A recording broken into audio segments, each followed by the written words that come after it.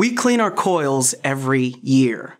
And you're saying that a blue light with invisible UVC rays will clean the coil year round, improve thermal comfort, and save 10 to 20% of our AC energy costs? Get out of here. The purpose of the evaporator, or cooling coil, is to provide thermal comfort in a building by removing the humidity and heat from the building's air.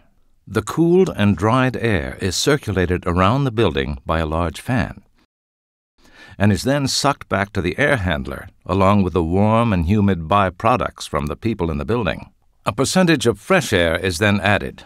This mixed air is passed through the primary filters to remove big dirt particulates. The resulting condensate in the cooling coil is drained away to the sewer. The heat from the building's air is absorbed through the coil fins by a cold liquid, typically chilled water, that is being pumped through the coil. The heat is then transported in the water back to the chiller.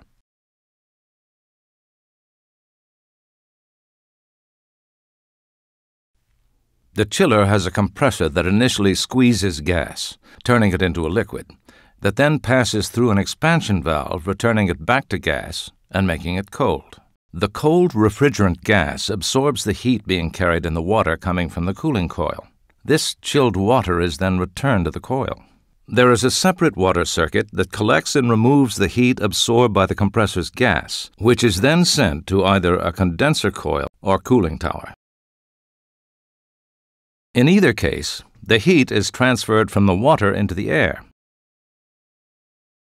and the resulting cooled water is pumped back to the chiller.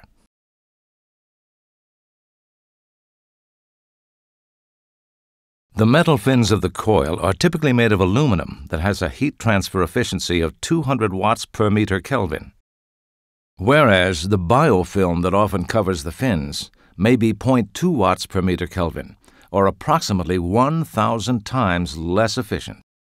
According to the California Society for Healthcare Engineering, it only requires a 1.5 millimeter fouling on the coil fins, 0.006 of an inch, to reduce the coil's efficiency by 16%. When particulates pass through the primary filters and settle on the coil, we should expect the condensate that is produced when the warm air meets the cold coil to wash the particulates down into the drain pan, as easily as one washes mud off a car. But the dust stays on the coil and often requires harmful chemicals to remove it. We now know that as soon as the condensate is produced, mold and biofilm start growing.